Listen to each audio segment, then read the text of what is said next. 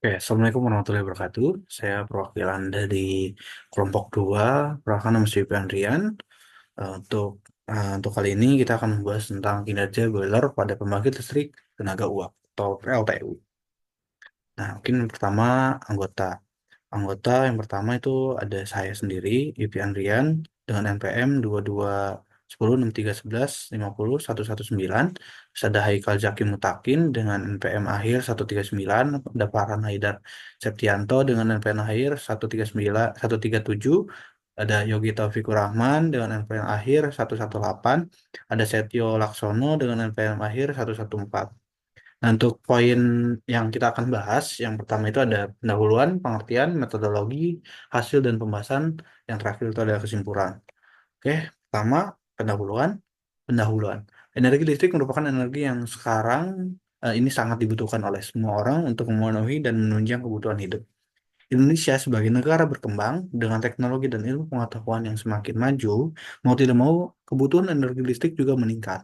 Sedangkan pusat-pusat pembangkit listrik, tenaga listrik yang ada belum mampu memenuhi kebutuhan masyarakat secara baik. Terus untuk yang kedua ada pengertian. Oke. Untuk pengertian PLTU sendiri, pembangkit listrik tenaga uap merupakan pembangkit listrik yang menggunakan penggerak mula berupa turbin uap untuk menggerakkan generator sehingga dihasilkan listrik. Komponen utama PLTU terdiri dari boiler, turbin uap, generator, kondensor, dan pompa.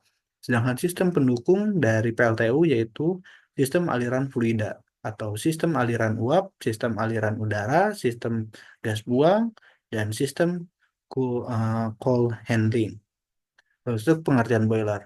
Boiler atau katel uap yaitu suatu bejana tertutup di mana panas pembakaran dari bahan bakar diserap oleh air sehingga air berubah menjadi uap atau steam. Energi panas yang digunakan untuk mengubah air menjadi uap didapatkan dari suatu sumber panas seperti bahan bakar atau bahan bakar padat, cair, atau gas. Energi listrik, sisa proses kimia, dan energi nuklir. Boiler sebagai salah satu komponen utama pada pembangkit listrik tenaga uap yang memiliki berfungsi menghasilkan uap sebagai fluida yang menggerakkan turbin, memiliki perlengkapan utama seperti furnace, ruang bakar, dan steam drum yang memungkinkan boiler dapat bekerja. Selain itu, boiler juga didukung oleh cerobong asap dengan sistem tarikan asapnya sehingga ruang bakar dapat bekerja optimal. Perlengkapan lain seperti pemanas uap lanjut, pemanas udara pembakaran, dan pemanas awal air, umpan boiler berguna untuk menaikkan kinerja boiler secara umum. Kinerja dari boiler akan menurun seiring dengan semakin lama waktu operasi. Kinerja boiler seperti efisiensi dapat menurun yang diakibatkan oleh buruknya proses pembakaran, kotornya permukaan penukaran panas, dan kurang baiknya operasi serta perawatan untuk boiler yang baru sekalipun. Kinerja yang buruk dapat terjadi disebabkan oleh rendahnya kualitas bahan bakar maupun kualitas air umpan. Nah, untuk poin ketiga itu metodologi. Untuk metode langsung dikenal juga sebagai metode input-output karena dalam kenyataan metode ini hanya memerlukan keluaran atau output atau uap dan panas masuk atau input atau bahan bakar untuk menghitung efisiensi. Nah, untuk efisiensi ini dapat dihitung dengan menggunakan rumus efisiensi boiler sama dengan panas keluar dibagi panas masuk dikali 100. Untuk efisiensi boiler, M uap dikali H uap dikurang H air dibagi MBB dikali GCF. Parameter yang digunakan untuk perhitungan efisiensi boiler dengan metode langsung adalah satu jumlah steam yang dihasilkan per jam atau M uap, KG atau per jam, KG per jam, terus jumlah bahan bakar yang digunakan per jam, MBB, KG per jam. Terus tiga tekanan kerja kg per sentimeter kubik dan suhu pak lewat panas derajat Celcius, suhu air umpan derajat Celcius, jenis bahan bakar dan nilai panas kotor bahan bakar GCF KKL per kilogram bahan bakar, di mana H uap entalpi steam jenuh KKL per kilogram steam, Terus ada H air, entalpi air umpan, KKL per Kg air per kilogram air ya. Metode tidak langsung juga dikenal sebagai ini metode tidak langsung. Metode tidak langsung juga dikenal dengan metode kehilangan panas. Efisiensi ini dapat dihitung dengan mengurangi bagian kehilangan panas sebagai berikut. Sama dengan 100% dikurang Q1 ditambah Q2 ditambah Q3 ditambah Q4 ditambah Q5 ditambah Q6 ditambah Q7, di mana Q1 sampai Q7 itu ditambahkan adalah kehilangan panas yang terjadi di dalam boiler yang diakibatkan oleh gas cerobong yang kering, penguapan air yang terbentuk karena H2 dalam bahan bakar, terus penguapan kadar air dalam bahan bakar.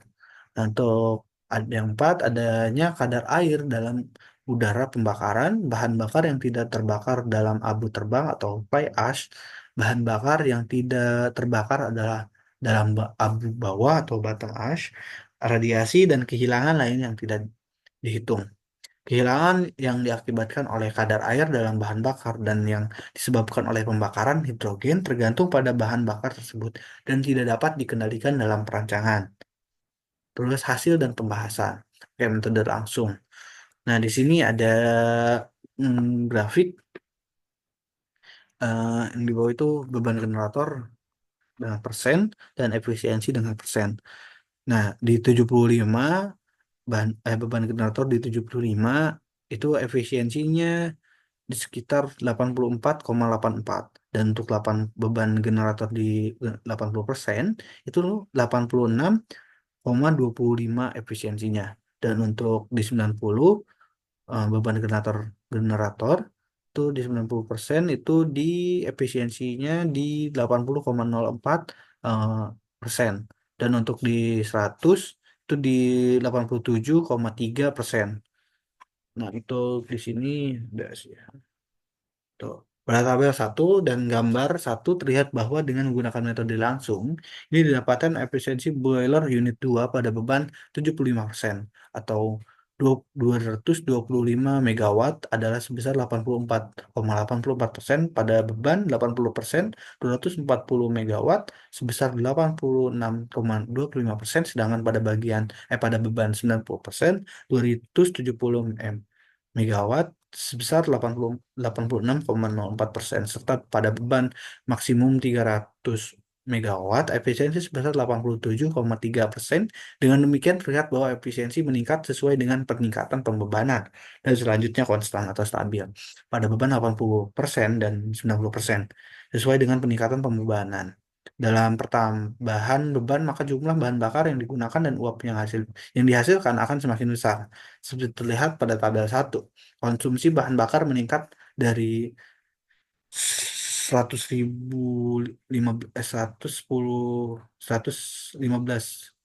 kilogram per jam pada beban 75% menjadi 153.000 kilogram per jam pada beban maksimal. Selain itu, uap yang dihasilkan juga meningkat dari 652,652.776 kilogram per jam pada beban 75% menjadi 9.000 berapa ini? Bentar, kalangan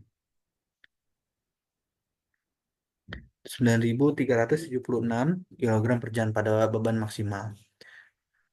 Oke. Nah, metode tidak langsung. Gambar 3 menunjukkan hubungan antara efisiensi dan beban generator dengan metode tidak langsung. Pada gambar tersebut, efisiensi boiler dengan menggunakan metode tidak langsung besarnya relatif stabil, yaitu sekitar 84,5% sampai 85%. Pada beban generator 75% sampai 100%. Nah, metode tidak langsung, kehilangan panas pada boiler paling besar diakibatkan oleh gas buang yaitu sekitar 6,81% sampai 7,37%. Kehilangan panas paling kecil diakibatkan oleh kandungan air pada udara pembakaran sebesar yang besarnya 0,16% sampai 0,17%. Kehilangan panas yang diakibatkan penguapan air yang terbentuk karena adanya hidrogen pada bahan bakar adalah sekitar 3,9 persen kehilangan panas karena kandungan air pada bahan bakar yaitu sebesar 3,3%. Dan kehilangan panas diakibatkan oleh radiasi kehilangan yang tak terhitung besarnya adalah 0,7%. Nah, untuk kesimpulan, efisiensi boiler unit 2 PLTU metode langsung lebih besar dibandingkan pada metode tidak langsung. Pada metode langsung, efisiensi boiler semakin meningkat dengan meningkatnya beban generator dan cenderung stabil mulai beban 80% sampai 100%. Efisiensi boiler dengan metode langsung pada beban maksimal 300 megawatt adalah 87,3%. Sedangkan dengan metode tidak langsung, efisiensi boiler relatif konstan sekitar 84,5% pada beban mulai 75% sampai beban 100%. Oke, untuk daftar pustaka ini, nah, untuk pembahasan kali ini, untuk kinerja boiler pada pembangkit listrik tenaga uap PLTU, cukup sekian. Mungkin kalau misalnya ada salah-salah kata atau perbuatan, mohon dimaafkan. Wabillahi taufiq wal hidayah. Wassalamualaikum warahmatullahi wabarakatuh.